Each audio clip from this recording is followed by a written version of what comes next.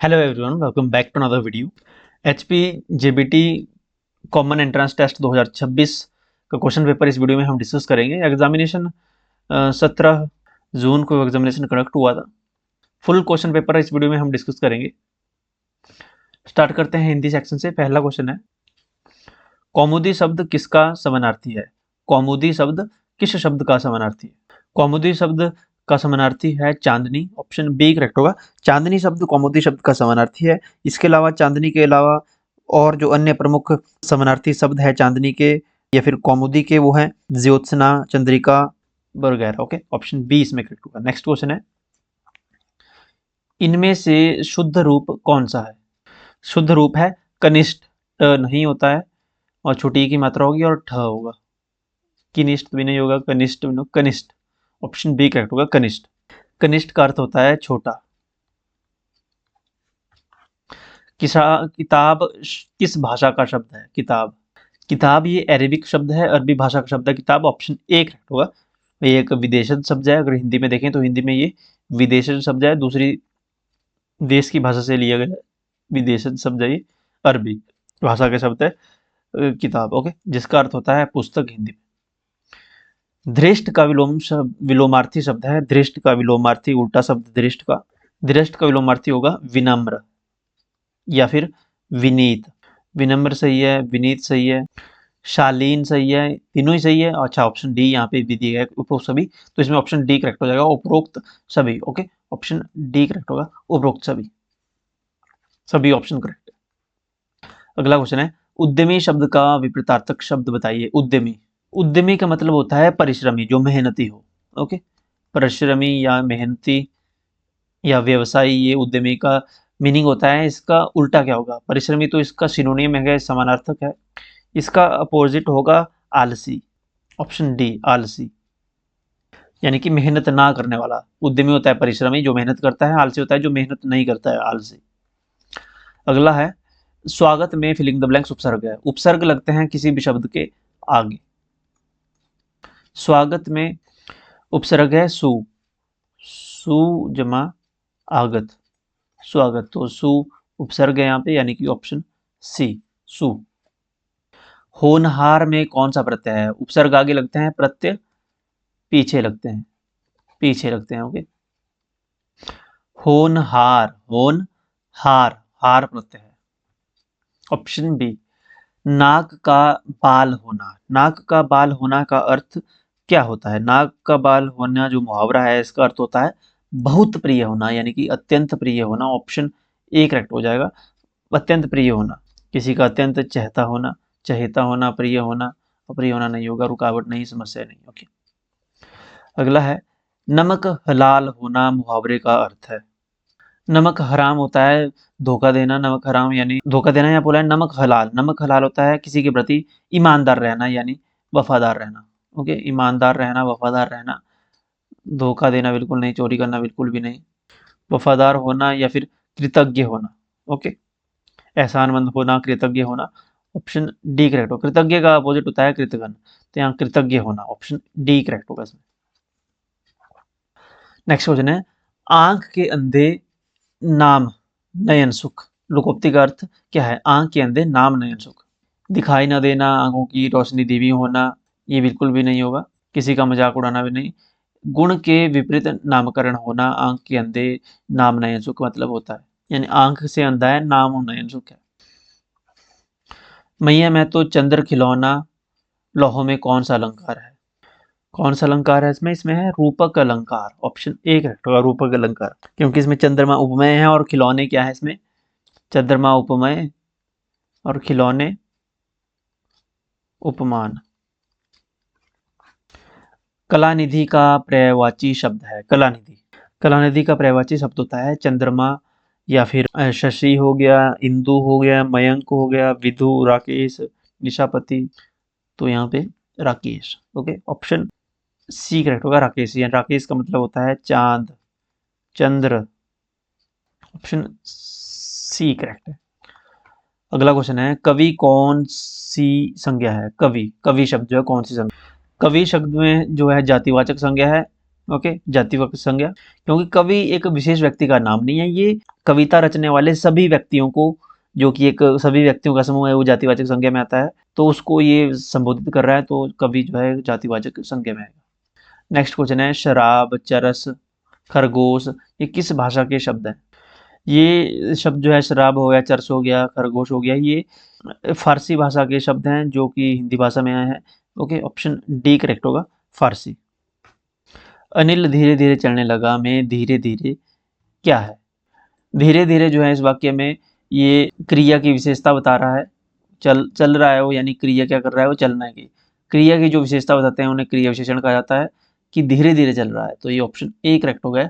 क्रिया की विशेषता जो बताता है उन्हें क्रिया विशेषण कहते हैं, धीरे धीरे चल रहा है, ऑप्शन ए। जलज कैसा शब्द है? जलज एक योगरूढ़ शब्द है जिसका अर्थ है जल में जन्म लेने वाला। ओके, तो ये योगरूढ़ शब्द है, जल में जन्म लेने वाला, योगरूढ़। नेक्स्ट है कनक कनक लौसी गुनी मदकता अधिकार में कौन सा अलंकार है?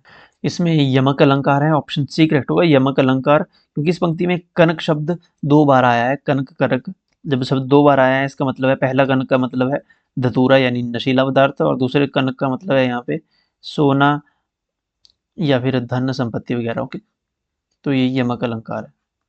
नेक्स्ट क्वेश्चन है अक्षी कौन सा शब्द है? अक्षी एक तत्सम शब्द है जिसका मतलब होता है आंख या नेत्र, तो एक तत्सम शब्द है, ऑप्शन ए करेक्ट होगा, तत्सम। नेक्स्ट है वागीश का संधि विच्छेद होगा, संधि विच्छेद होगा इसका वाक जमा ईश, वाक जमा ईश, वागीश। क का यहाँ पे ग में चेंज हो जाएगा। इसमें कौन सी संधि है ये? तो ये व्यंजन संधि का उदाहरण है, व्यंजन संधि का उदाहरण है ये। विद्यार्थी में कौन सी संधि है? नेक्स्ट है वृक्ष पर पक्षी बैठे हैं, वाक्य में पर कौन सा कारक है? वृक्ष पर, अधिकरण में पर, अधिकरण होगा इसमें, अधिकरण कारक है इसमें, ऑप्शन डी। नेक्स्ट क्वेश्चन है जिस सर्वनाम शब्द में स्वयं का बोध होता है उसे कौन सा सर्वनाम कहते हैं? स्वयं का यानी अपने या निज का, अपनेपन का बोध होता है, निजवाचक सर्वनाम कहते हैं। जैसे मैं अपना काम आप कर लूंगा, स्वयं कर लूंगा, मैं अपने आप चला जाऊंगा, तुम स्वयं उससे बात कर लो, मैं स्वयं अब यह कार्य कर लूंगा, निजता का भाव है, ऑप्शन डी। भारत का स्वर्णिम इतिहास रहा है, वाक्य में रेखांकित शब्द में कौन सा विशेषण है? स्वर्णिम। स्वर्णिम यानी यहाँ पे गुण बता रहा है, स्वर्णिम यानी गुण, यानी बहुत अच्छा इतिहास था भारत का, गुणवाचक विशेषण है ये, ऑप्शन ए करेक्ट होगा, गुणवाचक।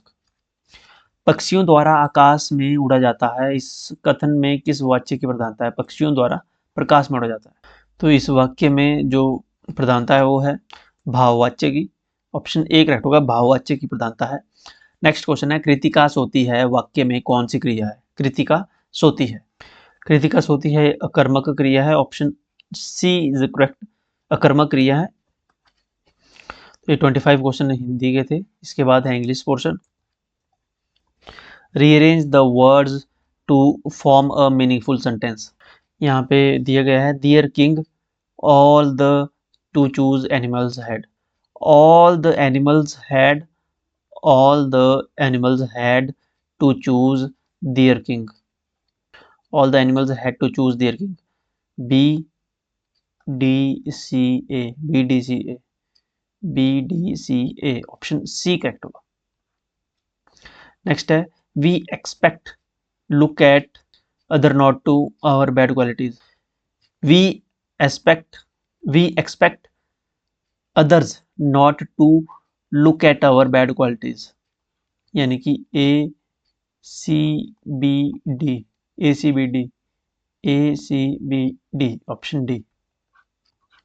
नेक्स्ट है the collective noun for a group of crows is, group of crows is called murder, option B correct होगा, मर्डर। नेक्स्ट है to break the ice means, idiom है ये, टू ब्रेक द आइस, इसका मतलब होता है remove the initial hesitation, literally break ice ये तो नहीं होगा। मैस ऑफ थिंग्स भी नहीं होगा, to initiate the conversation in friendly way, option B correct होगा इसमें, initially lose the temper lose करना नहीं है। नेक्स्ट है which of the following comparison is not correct, as soft as rock, देखिए रॉक सॉफ्ट नहीं होती है, ये इनकरेक्ट है बिकॉज रॉक हार्ड के लिए जानी जाती है, सॉलिड फॉर्म के लिए जानी जाती है, ना कि सॉफ्ट एज रॉक, ये बिल्कुल गलत है, ये करेक्ट नहीं है, नॉट करेक्ट कंपेरिजन ये बिल्कुल भी नहीं है। एज हंग्री एज बियर ये करेक्ट हो सकता है, बियर जो है हंग्री रहता है। As heavy as lead, as bright as sun ये भी करेक्ट है, तो यहाँ पे ऑप्शन डी जो सही नहीं दिया है। Choose the correct sentence, kettles is grazing, kettles के साथ इज नहीं लगेगा, कैटल आर ग्रेजिंग भी नहीं होगा, जो कैटल है ये अपने आप में प्लूरल है, ओके, तो कैटल आर ग्रेजिंग ये करेक्ट होगा, इसमें करेक्शन कर लें, option C cattle are grazing. Next है 32 to 33, choose the correct passive voice, has Sonia not called you, has Sonia not called you, अगर इसमें सिर्फ सिंपल होता तो उसमें होना था सोनिया हैज कॉल्ड यू, तो इसमें चेंज होना था you you have called by Sonia, you have called by Sonia, तो नेगेटिव इंटरोगेटिव बनेगा इसका, have you not been called by, you have been called by ये होना था, तो इसमें negative interrogative you have you not been called by Sonia, option A correct होगा, इसमें हैव लगेगा, इसमें हैज नहीं होगा, देखिए ये सेम है ए और डी लेकिन इसमें हैज है तो हैज वाला नहीं होगा, हैव आएगा इसमें। Jayesh has sent the email, the mail has been sent by Jayesh, the email has been sent by Jayesh, option B correct होगा। नेक्स्ट है choose the correct meaning of the phrasal verb cut down, cut down की phrasal verb क्या होगी, increase या फिर reduce या disconnect, तो reduce इसमें बिल्कुल करेक्ट लग रहा है, फ्रेजल वर्ब कट डाउन का, इंक्रीज तो नहीं होगा, ट्रिम सही है लेकिन ट्रिम से ज़्यादा करेक्ट यहाँ पे रिड्यूस है, कट डाउन यानी रिड्यूस कर दिया। नेक्स्ट है choose the most appropriate preposition to the given sentence, could I borrow you, could I borrow your book, fill in the blanks, week, next month, could I borrow your book for week, next month, for next month, okay। next है identify the part of speech underlined word in the following sentence, Kamla was all alone when I saw, तो all यहाँ पे क्या है, all यहाँ पे adverb है, option A एक एडवर्ब है। नेक्स्ट है select the most appropriate question to fill in the blank, she has never been to Paris, she has never been to Paris, has she, option C correct होगा, has she।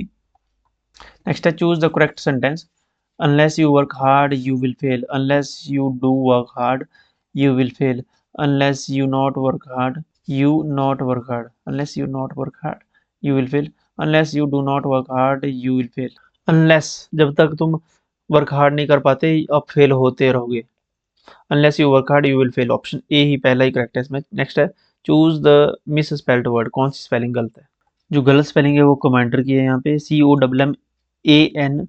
COMMANDAR नहीं होता, ER होना था यहाँ पे commander, okay, option सी यहाँ पे miss spelled है, कमांडर की स्पेलिंग गलती की।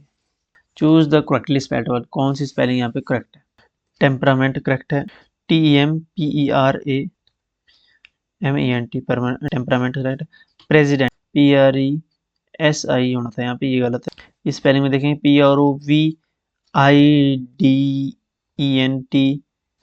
ये भी गलत है, इसमें ई की जगह आई होना था, फर्स्ट देखेंगे PUNT ई की जगह आई होना था, ये भी गलत है, तो यहाँ पे टेम्परामेंट करेक्ट है, ऑप्शन डी।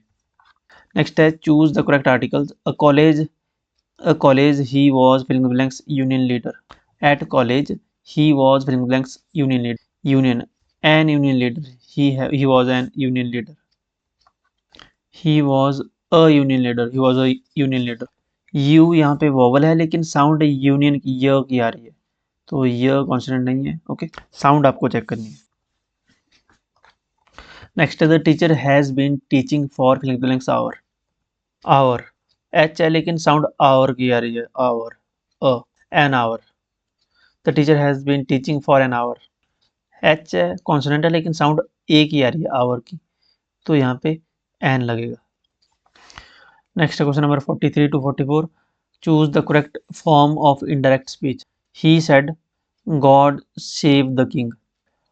ही सेड, इसमें God save the king sign of exclamation भी है कि भगवान राजा को बचा लो।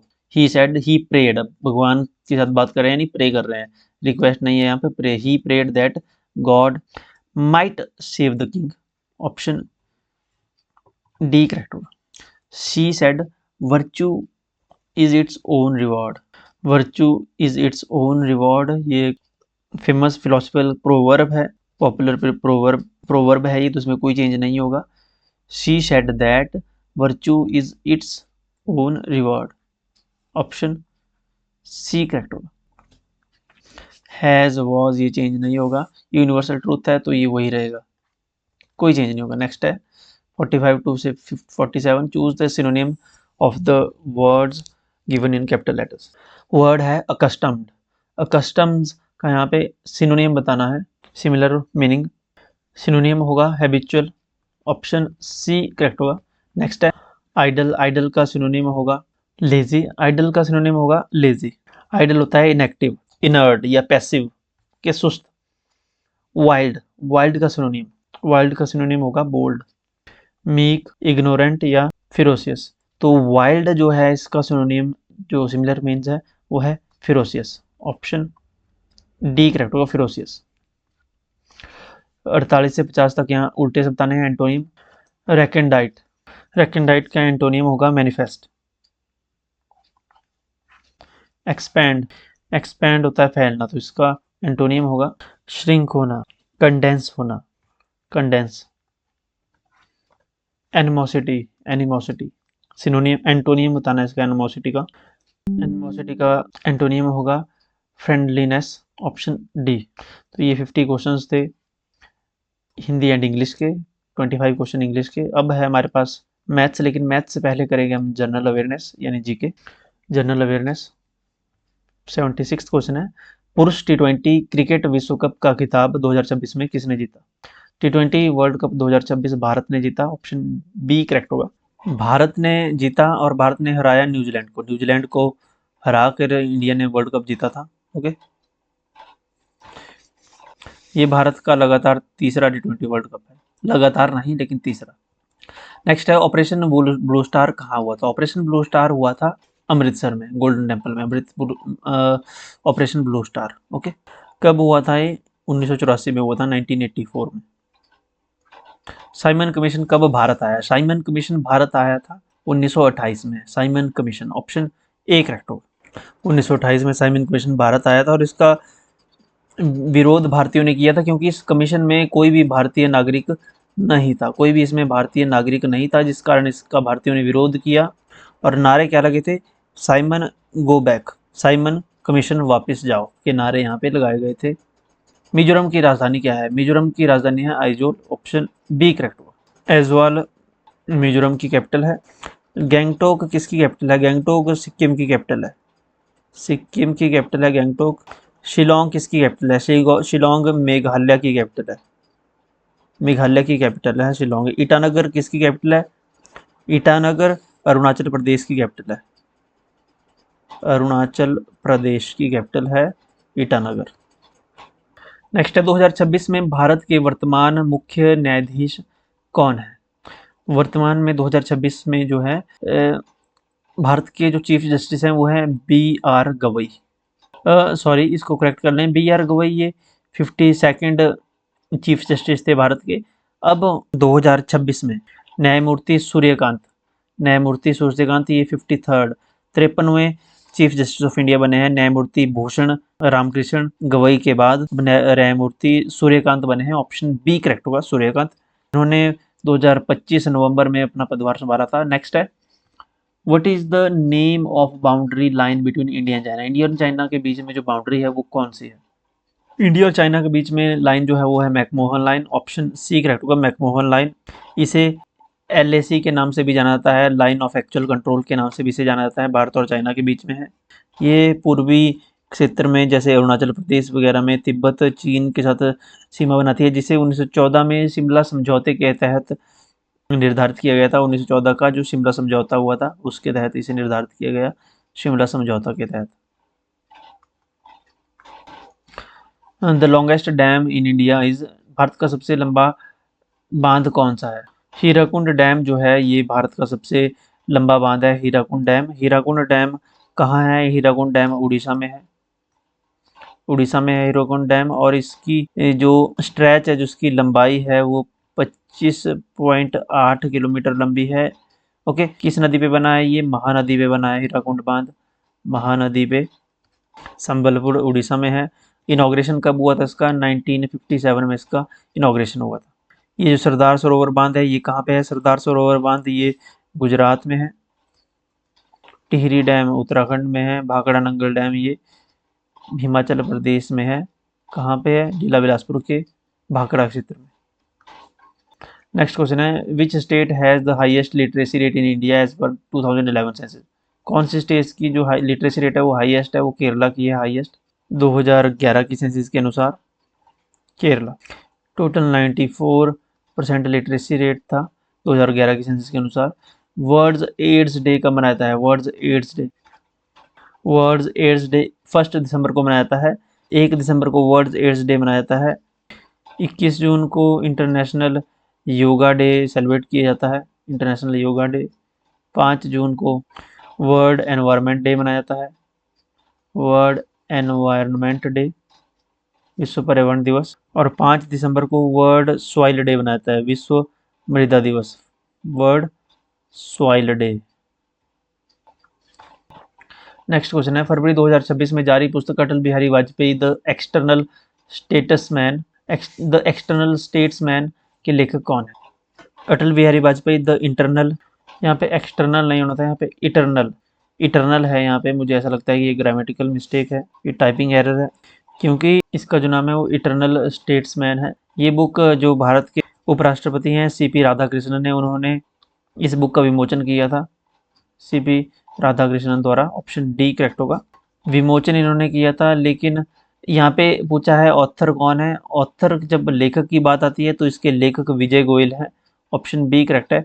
विजय गोयल इसके लेखक हैं, ऑथर पूछा है तो विजय गोयल, ऑप्शन बी करेक्ट होगा, ये ध्यान रखें, विजय गोयल ऑथर हैं इसके। चंबा सेवक संघ की स्थापना किस वर्ष की गई? 1936 ऑप्शन में है, Chamba Sevak Sangh, option B correct होगा, 1936 में हुई थी। नेक्स्ट क्वेश्चन है, हिमाचल प्रदेश की कौन सी झील 7 झीलों का समूह है? लामा डल लेक जो है ये 7 लेक्स का ग्रुप है, group of 7 lakes, Lama Dal lake. Lama Dal lake ये कहाँ पे है? ये चंबा में है, चंबा में है, पीर पंजाल रेंजेस में Lama Dal lake. Next question है, नाको लेक यहाँ पे देख लिया अगर, नाको लेक कहाँ है? नाको लेक किन्नौर में है, रेणुका लेक सिरमौर में है। ये नेचुरल लेक है, हिमाचल प्रदेश की सबसे बड़ी नेचुरल लेक है, रेणुका लेक सिरमौर में है, नाहन में। गड़ासरू लेक कहाँ है? गड़ासरू लेक ये भी चंबा में है, गड़ासरू लेक। नेक्स्ट है, रावी नदी का संस्कृत नाम क्या था? रावी का संस्कृत नाम था इरावती। विपाशा किस नदी का प्राचीन नाम था? विपाशा व्यास नदी का प्राचीन नाम था। रावी नदी का प्राचीन नाम, ये संस्कृत नाम इरावती, ऑप्शन ए करेक्ट होगा। बिनवा ये सहायक नदी है, बिनवा नदी ये कांगड़ा में बहती है, बिनवा ये खड्ड है, सहायक नदी है। ये किसकी सहायक नदी है? ये व्यास की सहायक नदी है, बिनवा कांगड़ा में है। इस पे बिनवा हाइड्रोइलेक्ट्रिक प्रोजेक्ट भी है 6 मेगावाट का, इसी के नाम से है, इसलिए मैं आपको रिवाइज करा रहा हूँ इसको। बिनवा हाइड्रोइलेक्ट्रिक प्रोजेक्ट 6 मेगावाट का है, व्यास नदी पे की सहायक नदी है। ओके, नेक्स्ट है, मानव शरीर का सामान्य ताप कितने डिग्री होता है? फारेनहाइट में पूछा है, 98.6 फारेनहाइट होता है मनुष्य का तापमान, ह्यूमन बॉडी का। वट इज द ओल्डेस्ट वेदा, सबसे प्राचीन वेद कौन सा है? सबसे प्राचीन वेद है ऋग्वेद, ऑप्शन में है फर्स्ट ऋग्वेद। नेक्स्ट क्वेश्चन है, which is the largest peak located in Himachal Pradesh? Himachal Pradesh में स्थित सबसे ऊंची चोटी कौन सी है? देखिए, अगर शिला पीक को ही यहाँ पे सबसे हाईएस्ट अभी माना जाता है, ऑप्शन बी करेक्ट होगा, शिला। नेक्स्ट है, where does the Sutlej river originates from, Sutlej नदी का उद्गम कहाँ से होता है? सतलुज नदी का उद्गम राक्षस ताल झील से होता है, ऑप्शन ए करेक्ट होगा राक्षस ताल। रोहतांग से नहीं होता, रिवाल्सर से नहीं होता। राक्षस ताल ये मानसरोवर के नजदीक से है, ओके, लेकिन राक्षस ताल यहाँ पे अगर ऑप्शन में दिया है तो ऑप्शन ए करेक्ट होगा, इसमें राक्षस ताल नहीं। पाटलिपुत्र का आधुनिक नाम क्या है? पाटलिपुत्र का आधुनिक नाम है पटना, ऑप्शन डी करेक्ट होगा, पटना आधुनिक नाम है पाटलिपुत्र का। लीप वर्ष में दिनों की संख्या कितनी होती है? लीप वर्ष में होती है 366 दिन, 100 वर्ष में 366 दिन। चौथा वर्ष जो आता है वो लीप वर्ष होता है, और लीप ईयर में कौन सा होता है? फरवरी में 29, जो फरवरी महीना होता है वो लीप ईयर में 29 दिन का होता है। नील आर्मस्ट्रॉन्ग ने चंद्रमा की सतह पर पहला कदम कब रखा था? 20 जुलाई यानी 20 जुलाई 1969 को नील आर्मस्ट्रॉन्ग ने पहला कदम रखा था, और दूसरा कदम भी उसी टाइम रखा था। ओके, ऑप्शन ए करेक्ट होगा, 20 जुलाई 1969।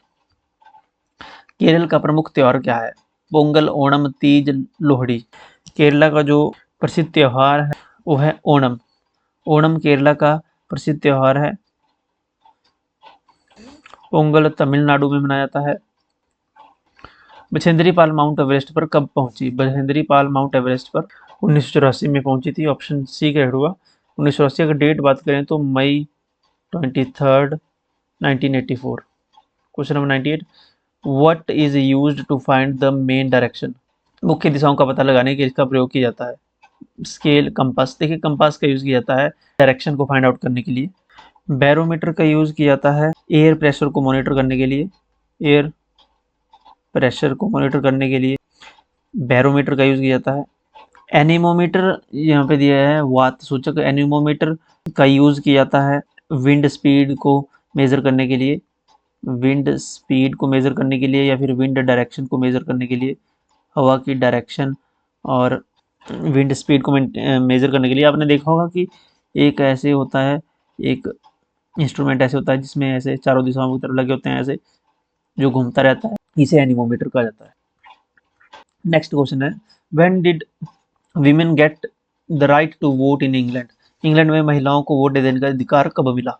इंग्लैंड में महिलाओं को वोट डालने का अधिकार 1920 में मिला, ऑप्शन बी करेक्ट होगा, 1920। देखिए 1918 के इलेक्शन में कुछ विमेन को यहाँ पे वोट डालने का अधिकार मिला था यूके इलेक्शंस में, लेकिन 1928 में जो रिप्रेजेंटेशन ऑफ पीपल एक्ट 1928 में, इसमें महिलाओं को राइट टू वोट की ग्रांट दी गई, जिसमें महिलाओं की कम से कम एज 21 रखी गई। वोट डालने का जो अधिकार है राइट टू वोट, वो 1928 में लीगली यहाँ पे फाइनल किया गया था, तो इसमें हम ऑप्शन ए लेके चलेंगे, 1928। Okay, option number A. इसमें मिनिमम एज का क्राइटेरिया जो था, मिनिमम एज का क्राइटेरिया वो था वीमेन का 21 ईयर्स, 21 साल कम से कम उम्र होनी चाहिए। 1928 में ये कानून पास हुआ था। लास्ट क्वेश्चन है क्वेश्चन नंबर 100, कोशिका की खोज किसने की थी? रॉबर्ट हुक ने कोशिका की खोज की थी, ऑप्शन बी करेक्ट होगा। रॉबर्ट हुक ने कब सेल की डिस्कवरी की थी? 1665 में, 1665 ईस्वी में। तो ये 25 क्वेश्चन जनरल अवेयरनेस के थे, जीके के, जनरल नॉलेज के। अब बचता है हमारे पास मैथ्स पोर्शन। इससे पहले अगर आपने हमारे टेलीग्राम, व्हाट्सएप और इंस्टाग्राम पे फॉलो नहीं किया है तो यहाँ पे आप हमें फॉलो कर सकते हैं। पीडीएफ भी आपको टेलीग्राम पे ये मिल जाएगी। अगर आपका कोई क्वेश्चन है, का कुछ सुझाव है, कोई आप पूछना चाहते हो, बताना चाहते हो, तो आप इंस्टाग्राम पे हमें मैसेज करके कर सकते हो। इन सभी के लिंक वीडियो के डिस्क्रिप्शन में और फर्स्ट कमेंट में आपको मिल जाएंगे, यहाँ से आप फॉलो कर लीजिएगा। नेक्स्ट है मैथ सेक्शन, क्वेश्चन नंबर 51। यदि एक वर्ग मैदान की परिधि और क्षेत्रफल समान है तो इसके एक पक्ष की लंबाई क्या होगी? If the parameter and area of a square field are equal then what will be the length of one of its side? तो एक length of the side is 4, okay, 4 होगी, ऑप्शन ए। नेक्स्ट है, एक घनाकार टंकी की धारिता 9 metre है, जब यह 2/3 भरी होगी तो इसमें कितने घन मीटर पानी होगा? A cubic tank has an edge equal to 9 metre, what will be the amount of water it will contain if it is 2/3 field? तो यहाँ हमें निकालना है 2/3 ऑफ 9 क्यूब, यानी 9 multiply 9, 3 1 3, 3 3 9, 3 2 6 multiply 81, 81 into 3, 6 1 6, 8 6 48, 486 metre cube, option A. यदि आज रविवार है तो 106 दिनों बाद कौन सा दिन होगा? यदि आज मंगलवार है तो 106 दिनों बाद क्या होगा? तो हफ्ते में होते हैं 7 दिन, तो 106 को अगर 7 से डिवाइड कर देंगे, 7 7 7 1 जा 7 7 1 जा 7 3 7 5 जा 35, कैरी बचा 1, यानी 15 हफ्तों के बाद हमारे पास फिर से संडे आएगा, लेकिन 106 दिनों में 15 हफ्ते और एक दिन ऐड हो रहा है, तो 15 हफ्तों में संडे और एक दिन बच रहा है, यानी मंडे। तो ये होगा मंडे, यहाँ पे सोमवार, ऑप्शन बी। नेक्स्ट क्वेश्चन है, 13 पुरुष 78 दिनों में एक काम को कर सकते हैं, 26 पुरुषों को वही काम करने में कितने दिन लगेंगे? देखिए इसमें यूनिट मेथड लगेगा। 13 मैन करते हैं एक काम को 78 डेज में, तो एक आदमी उसी काम को करेगा, 13 आदमी 78 दिन लगा रहे हैं, तो एक आदमी ज़्यादा दिन लगाएगा, यानी इंटू 13 डेज, इतने दिन लगेंगे। एक आदमी इतने दिन लगा रहा है, तो 26 आदमी कितने दिन लगाएंगे? 26 मैंस लगाएंगे, 78 मल्टीप्लाई 13 डिवाइडेड बाई 26, 13 वन जा 13, 13 टू जा 26, 2 वन जा 2, 2 3 जा 6, 1 कैरी 18, 2 9 जा 18, कितना है हमारे पास? 39, ऑप्शन बी, 39 दिन लगाएंगे 26 लोग। नेक्स्ट क्वेश्चन है, एक थैले में 6 नीली गेंदें, 4 लाल गेंदें और 2 हरी गेंदें हैं, यदि एक गेंद को ये यादृच्छिक रूप से निकाली जाए तो हरी गेंद आने की संभावना क्या है? टोटल गेंदें कितनी हैं? 6 नीली हैं, 4 लाल हैं, 2 हरी हैं, 6 4 10 2 12 टोटल हैं। हरी आने की संभावना कितनी है? हरी 2 है, 2 1 जा 2, 2 3 जा 6, 1/6, 1/6 यहाँ पे जो है प्रोबेबिलिटी है, ऑप्शन ए करेक्ट होगा। नेक्स्ट क्वेश्चन है, यदि त्रिकोण एक्स वाई जेड वाई पर समकोण है, एक्स वाई जेड पे यहाँ पे समकोण है, तो एक्स प्लस वाई क्या होगा? एक्स प्लस वाई क्या होगा? ये वाई है, एक्स प्लस वाई। आपको पता है कि जो ट्राइंगल है इसके इंटीरियर एंगल्स का सम कितना होता है? इंटीरियर एंगल्स का सम होता है 180। एंगल वाई दिया है हमारे पास 90, तो angle X plus angle Y plus angle Z कितना हो जाएगा हमारे पास? 180 डिग्री। अब angle X plus 90 degree plus angle Z is equal to 180 degree. Angle X plus angle Z होगा हमारे पास 180 माइनस 90, यानी कि 90। Angle X plus angle Z, अगर ट्रिग्नोमेट्रिक वैल्यू देखें यहाँ पर, तो ये cos 90 बनता है, cos 90 कितना होता है? 0, यानी कि ऑप्शन ए करेक्ट होगा, 0। नेक्स्ट क्वेश्चन है, if 5% of 420 into Y percent of 150 252 है, then what is the value of Y? देखिए 420 का 5% निकालना है, तो 420 का 5% निकलेगा आपके पास 0 0, 5 1 5, 5 दूनी 10, 2 2 दूनी 4, 2 1 2, 21 आया, 21 आया 420 का परसेंट। अब 150 का निकालना है आपको वाई परसेंट, कितना है? 252, तो y होगा आपके पास 252 मल्टीप्लाई 100 डिवाइड बाई 150, ठीक है। तो 25 चौके 100, 25 छके 150, 2 दूनी 4, 2 3 6, 3 एकम 3, 3 8 24, 1 बचा, 3 चौके 12, 84 दूना 4 दूनी 8, 8 दूनी 16, 168। y की वैल्यू आई 168, लेकिन y के साथ साथ यहाँ पे ये भी मल्टीप्लाई हो रहा है इसके साथ, तो ये जो यहाँ पे मल्टीप्लाई कर सॉल्व हो रहा है 21, तो यहाँ पे मल्टीप्लाई हो रहा था, यहाँ के डिवाइड हो जाएगा, यानी इससे ये डिवाइड हो जाएगा 21, तो 7 3 21, 7 दूनी 14, 15 16, 2 कैरी 28, 7 चौके 28, 3 एकम 3, 3 8 24, 8 आया हमारे पास, यानी कि ऑप्शन डी 8। नेक्स्ट क्वेश्चन है, एक ट्रेन जिसकी लंबाई 120 मीटर है 10 सेकंड में एक प्लेटफॉर्म को पार करती है, यदि ट्रेन की गति 90 किलोमीटर प्रति घंटा है, तो स्टेशन की लंबाई क्या होगी? देखिए यहाँ पे जो ट्रेन की लेंथ है वो मीटर में दी है, स्पीड ये टाइम दिया है वो भी यहाँ पे सेकंड में दिया है, मीटर पर सेकंड में है, यूनिट्स ठीक है, लेकिन यहाँ पे ट्रेन की जो स्पीड दी गई है वो 90 किलोमीटर प्रति घंटा दी गई है, 90 किलोमीटर पर आवर दी गई है, इसको हमें चेंज करना पड़ेगा मीटर पर सेकंड में।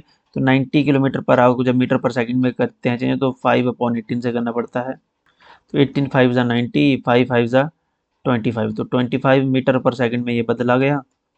अब हमें निकालना है डिस्टेंस, स्टेशन की लंबाई यानी डिस्टेंस जो कवर किया उसने। तो डिस्टेंस का फॉर्मूला होता है स्पीड ओवर टाइम। स्पीड है हमारे 25 मीटर पर सेकंड और टाइम लिया है 10 सेकंड इसने।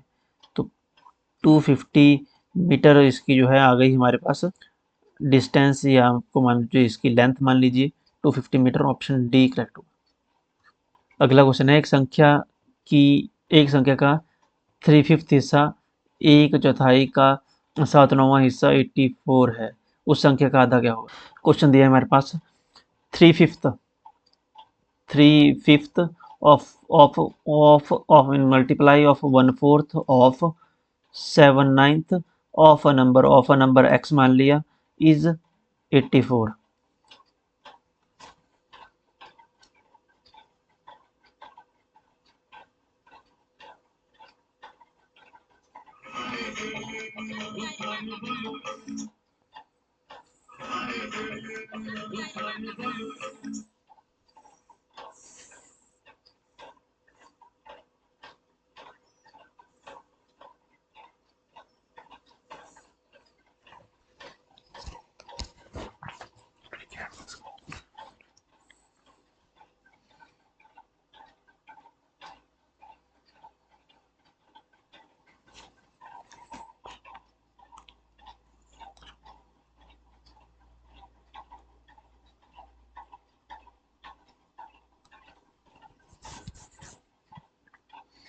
तो हमें x की वैल्यू निकालनी है।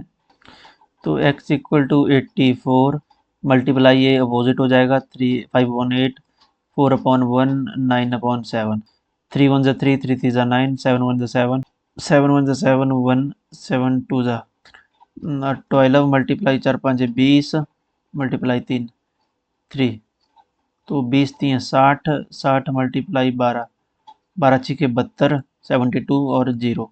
ये वो संख्या आ गई 720। उस संख्या का आधा क्या होगा, उस संख्या का हाफ, यानी 720 का हाफ क्या होता है 2 1 2 2 3 6 1 कैरी 2 6 12 0 360।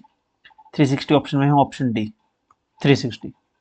ओके, नेक्स्ट क्वेश्चन है, यदि 1 2 3 4 5 6 संख्याओं को दोहराया जा सकता हो तो इन संख्याओं से 3 अंकों की कितनी सम संख्याएं बनाई जा सकती हैं।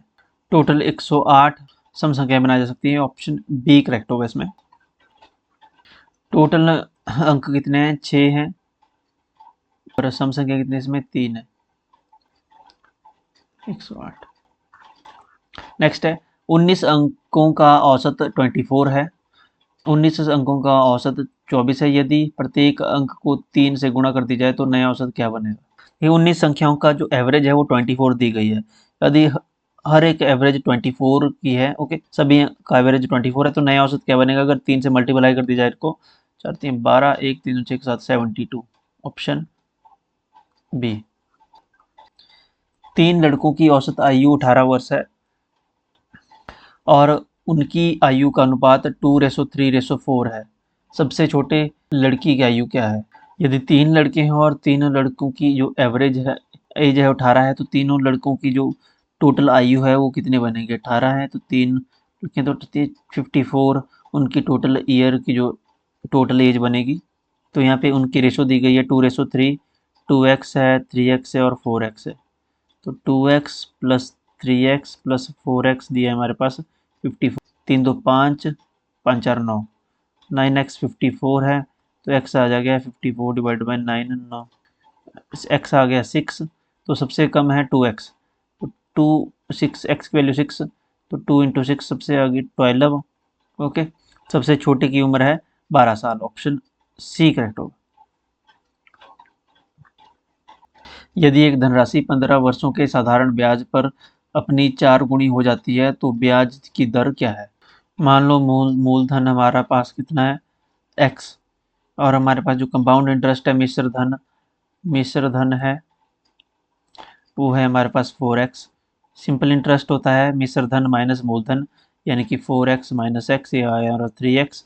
ओके, टाइम दिया है हमारे पास, 15 साल।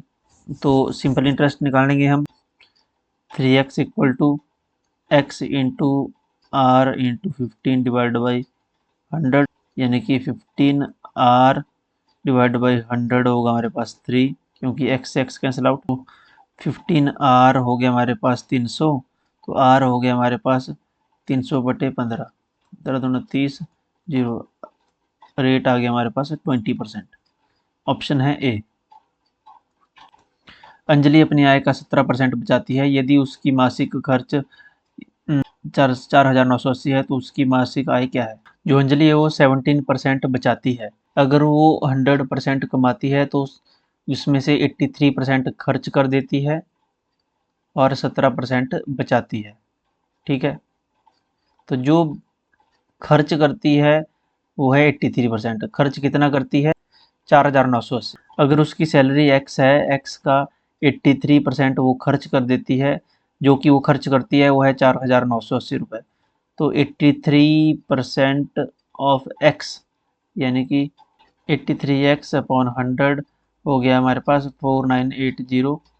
तो 4980x की वैल्यू आ जाएगी डिवाइडेड बाई 83 मल्टीप्लाई 100। तो 83 से अगर इसको कट करेंगे तो हमारे पास आएगा 60। 60 इंटू 100 होगा हमारे पास 6000, यानी कि ऑप्शन डी इसमें करेक्ट हो जाएगा। नेक्स्ट है, 5 संख्याओं का औसत 12 है। यदि 4 संख्याएं 8, 10, 15, 18 हैं तो पांचवी संख्या क्या है? 5 संख्याओं का एवरेज 12 है, यानी कि अगर उनको सभी को जमा कर देंगे 12 + 12 + 12 तो हमारे पास सम आएगा उनका 12। उन 5 संख्याओं का कितना आएगा? 60। तो हमारे पास संख्याएं दी हैं 8 जमा 10 जमा 15 जमा 18 और एक पांचवी संख्या हमें बतानी है क्या है, उसको मान लिया हमने x। इनका सम है 60, तो इनको सम कर लिया, हमारे पास आया 51। 51 प्लस x हो गया हमारे पास 60। तो x की वैल्यू निकालनी है हमने, x = 60 - 51, तो x आ गया हमारे पास 9। पांचवी संख्या है 9। नेक्स्ट क्वेश्चन है क्वेश्चन नंबर 16। निम्न में से कौन सा अभाज्य संख्या नहीं है? कौन सी अभाज्य संख्या नहीं है? Is a prime number. देखिए 3 प्राइम नंबर है, 2 प्राइम नंबर है, 5 प्राइम नंबर है, 1 is not a prime number. Option D correct होगा। x और y 174 है, x जो है y का आधा है, x = y/2। तो x का मान क्या है? If x + y = 74, x y का आधा है, x y का आधा है तो मतलब x को हम लिख सकते हैं y/2, x को हम लिख सकते हैं y/2 और y को हम y लिखेंगे = 174।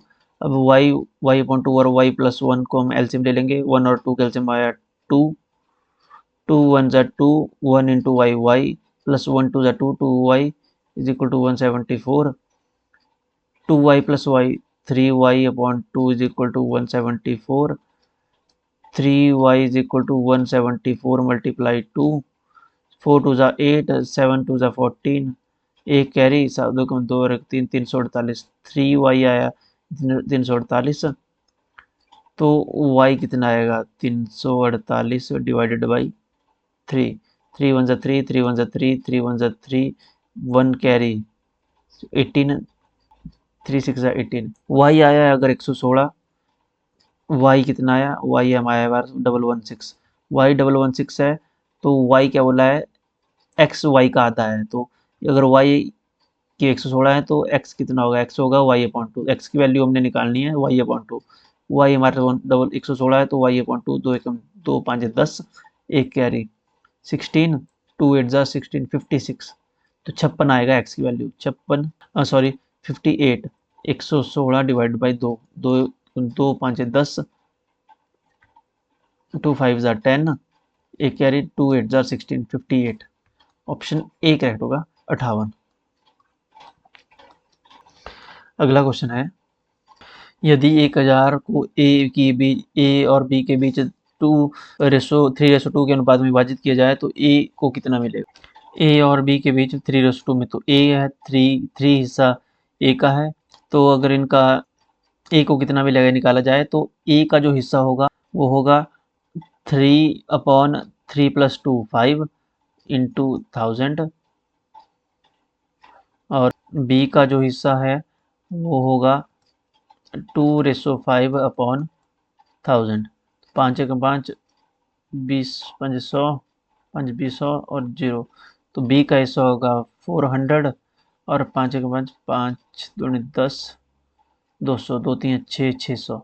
तो ए का हिस्सा होगा 600 रुपये और बी का हिस्सा होगा 400 रुपये, तो ए का हिस्सा पूछा है वो होगा 600 रुपये, ऑप्शन बी। नेक्स्ट है, एक वर्ग का परिमाप 24 सेंटीमीटर है, इसके एक पक्ष की लंबाई क्या होगी? Parameter of square is 24 centimetre, length of one side. तो वर्ग का परिमाप पैरामीटर ऑफ स्क्वायर होता है 4 इंटू साइड, वो दिया है हमारे पास इतना 24 सेंटीमीटर। तो हमने एक साइड निकालनी है, तो साइड निकालेंगे तो 24 डिवाइड बाई ये 4 मल्टीप्लाई हो रहा है, डिवाइड में चला जाएगा, 4 1 4 4 6 24, साइड हमारे पास 6 सेंटीमीटर, यानी कि ऑप्शन बी। नेक्स्ट क्वेश्चन है, इसमें बॉडी मास का फार्मूला लगेगा, ब्रैकेट ऑफ डिवीजन, डिवाइड है नहीं है, मल्टीप्लिकेशन मल्टीप्लाई होंगे, ब्रैकेट ऑफ डिवीजन, ना ब्रैकेट है इसमें, ना ऑफ है, ना डिवीजन है, अब क्या होगा? मल्टीप्लिकेशन, एडिशन और सब्ट्रैक्शन, मल्टीप्लिकेशन और एडिशन और फिर लास्ट में सब्ट्रैक्शन। तो मल्टीप्लाई 615 गुणा 615, तो 615 गुणा 615 सबसे पहले करेंगे। 615 गुणा 615 आएगा हमारे पास 3,78,225, फिर प्लस है बीच में 215 गुणा 215, 215 गुणा 215 करेंगे हमारे पास आएगा 46,225, फिर माइनस है 615 गुणा 430, 615 गुणा 430 होगा 2,64,450। तो अब मल्टीप्लाई हो गया, अब एडिशन होगा, एडिशन इन दोनों का, तो इनको ऐड करके आएगा, ऐड करेंगे इनको हमारे पास आएगा 054,424 माइनस 264,450, इनको माइनस करेंगे क्या आएगा हमारे पास 0,000,061, 1,60,000 आएगा आंसर हमारे पास, 1,60,000, ऑप्शन ए। एक्स दिया है हमारे पास 2 प्लस √3, वाई दिया है 2 माइनस √3, तो x square plus y square की value, x square plus y square की value, x square plus y square की जो फॉर्मूला होता है वो होता है एक्स प्लस वाई का whole square minus 2xy। Direct answer मैं बताऊंगा ऑप्शन ए का, इसमें करेक्ट होगा 14 आएगा इसका, एक्स प्लस वाई का स्क्वेयर माइनस 2xy का फॉर्मूला यूज करते हुए। नेक्स्ट है लास्ट क्वेश्चन, ए बी से 25% अधिक है तो बी ए से कितने परसेंट कम होगा? अगर ए बी से 25% अधिक है तो बी ए से कितने परसेंट कम होगा? 20%, option B is the correct answer. ये जनरल अवेयरनेस हमने पहले डिस्कस कर लिया है, तो ये 75 तक मैथ्स के पोर्शन थे, 25 क्वेश्चंस। यहाँ तक अगर आपने वीडियो देख लिया तो चैनल को सब्सक्राइब कर लें और वीडियो को लाइक जरूर करें। अपना फीडबैक आप कमेंट सेक्शन में जरूर लिख सकते हो, तो अपने दोस्तों के साथ वीडियो को जरूर शेयर कीजिएगा। और जैसा कि मैंने आपको पहले भी बताया कि PDF ये आपको टेलीग्राम पे मिल जाएगी, यहाँ हमें फॉलो कर लीजिएगा, व्हाट्सएप चैनल ज्वाइन कर सकते हो और इंस्टाग्राम पे हमें फॉलो कर लीजिएगा। अगर आपका कोई मैसेज है, कोई सुझाव है, कोई क्वेश्चन है, तो आप इंस्टाग्राम पे भी हमें डायरेक्टली DM कर सकते हो, मैसेज कर सकते हो। इन सभी के लिंक वीडियो के डिस्क्रिप्शन में और पहली कमेंट में आपको मिल जाएंगे, फॉलो कर लीजिएगा। मिलते हैं नेक्स्ट वीडियो में। Thank you so much and God bless you all.